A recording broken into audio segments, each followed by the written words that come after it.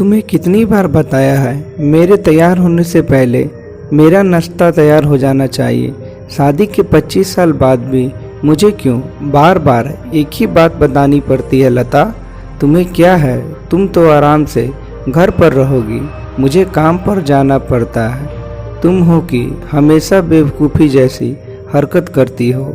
अगर तुम यह जानबूझकर करती हो तो याद रखना, मुझसे बुरा कोई नहीं होगा।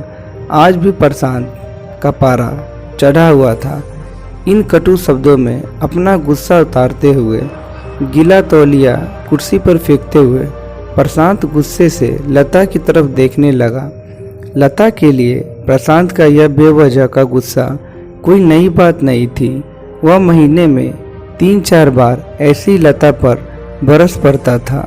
पहले पहले लता उसका विरोध किया करती थी, लेकिन जब कई साल तक प्रशांत में कोई बदलाव नहीं दिखा तो लता ने खुद को ही बदल दिया। अब प्रशांत के कुछ भी कहने से लता को कोई फर्क नहीं पड़ता था। प्रशांत की हर बात वो चुपचाप सिर नीचे झुकाए सुन लेती थी। शादी के पहले 5 साल तक लता ने पूरी कोशिश की थी कि प्रशांत को बदला जाए, लेकिन फालतू का गुस्सा करना और बाद में लता को भला बुरा कहना, यह मानो जैसी उसकी आदत बन गई थी। कोई भी बात विवाद होता तो प्रशांत सीधा लता को बोल देता, अगर मैं तुम्हें अच्छा नहीं लगता तो क्यों नहीं चली जाती अपने मायके, क्यों रहती हो मेरे साथ। इतना सब कुछ होने के बावजूद लता प्रशांत के साथ रहती थी, क्योंकि उसे अपनी बेटी की फिक्र थी। और वह जाती भी तो कहाँ, अपने बूढ़े हो चुके माँ बाप को इस उम्र में परेशान करना वह नहीं चाहती थी। समाज और लोग क्या कहेंगे, यह भी तो उसे देखना था। वह इतनी पढ़ी लिखी भी तो नहीं थी कि खुद जाकर कोई नौकरी कर सके और अपना और अपनी बेटी का पालन पोषण कर सके। लता को अब अपनी फिक्र नहीं थी, उसको फिक्र थी तो बस अपनी शादी लायक हो रही बेटी की। लता नहीं चाहती थी कि पति पत्नी के झगड़े की वजह से काव्या डिस्टर्ब हो। काव्या की पढ़ाई पूरी हो चुकी थी, उसके लिए अब शादी के रिश्ते आने लगे थे। कई रिश्तों को काव्या टुकरा चुकी थी। 2-3 महीने के बाद एक अच्छा रिश्ता आया। रिश्तेदारों और पहचान के लोगों ने भी लड़कों के बहुत गुणगान किए थे। प्रशांत एक शाम अपनी बेटी के पास बैठकर उसे बताने लगा, काव्या बहुत अच्छा लड़का है, पढ़ा लिखा है, बड़ा घर है, बहुत अच्छी नौकरी है। ऐसे रिश्ते बार बार नहीं आते बेटा, इस बार मना मत करना। काव्या अपने पिता से ज़्यादा बात नहीं करती थी, शायद डरती थी या शायद नफरत करती थी, लेकिन आज वो अपनी पूरी हिम्मत इकट्ठा कर बोली, मुझे अभी शादी नहीं करना है पापा, मैं नौकरी करना चाहती हूँ, खुद अपने पैरों पर खड़ी होनी चाहती हूँ। हाँ तो उसमें क्या बड़ी बात है, मैंने लड़के से बात की है, वह तुम्हें किसी बात के लिए नहीं रोकेगा।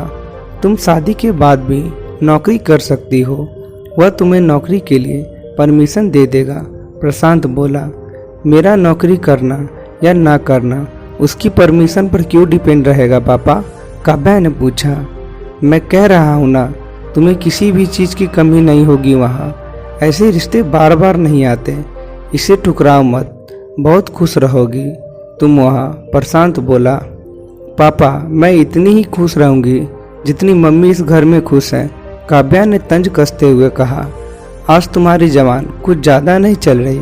प्रशांत गुस्से से आंखें बड़ी करते हुए बोला, पापा मुझे शादी नहीं करनी है, क्योंकि शादी के बाद अगर वो लड़का आपके जैसा निकला तो मैं क्या करूँगी। मुझे आपके जैसा जीवन साथी नहीं चाहिए जो बिन बात के मुझ पर हमेशा चिल्लाए। मुझे कुछ भी अपनी पसंद का लेना हो तो 10 बार सोचना पड़े, कहीं वह नाराज़ ना हो जाए। मेरी तबीयत कैसी भी हो उसे परवाह ना हो।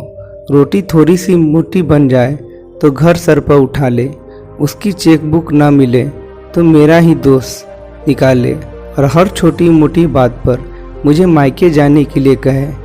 काव्या ने अपना दिल खाली करते हुए पापा से सब कह दिया। प्रशांत का गुस्सा 7वें आसमान पर था, लेकिन उसके मुंह से एक भी शब्द नहीं फूट रहा था। वो काव्या की बातें सुन रहा था। काव्या उतना ही बोलकर चुप नहीं हुई।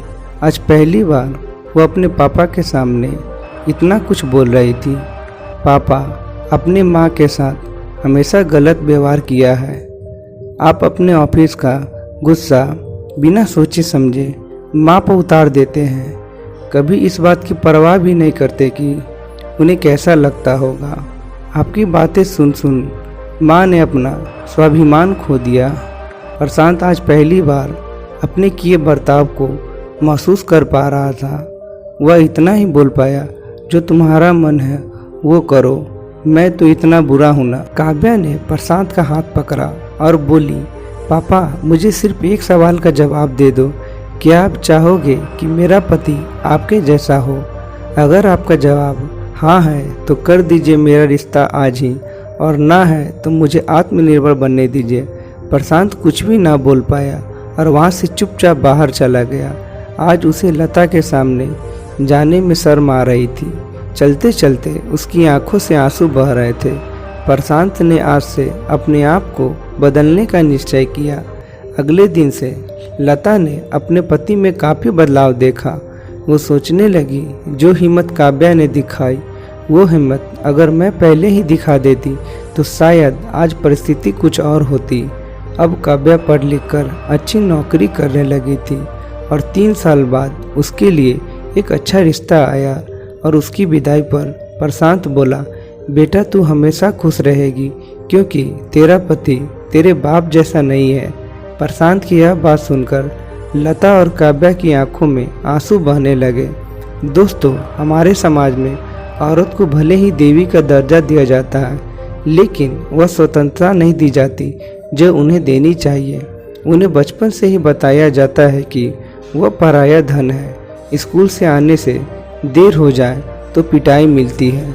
मोबाइल पर बातें करते हुए दिख जाए या खिड़की से झांकते हुए दिख जाए तो शक किया जाता है।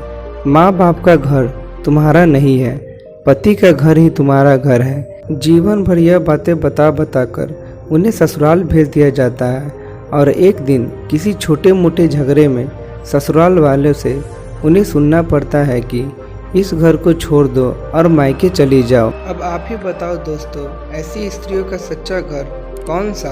आखिरकार वह किस घर को अपना कहे?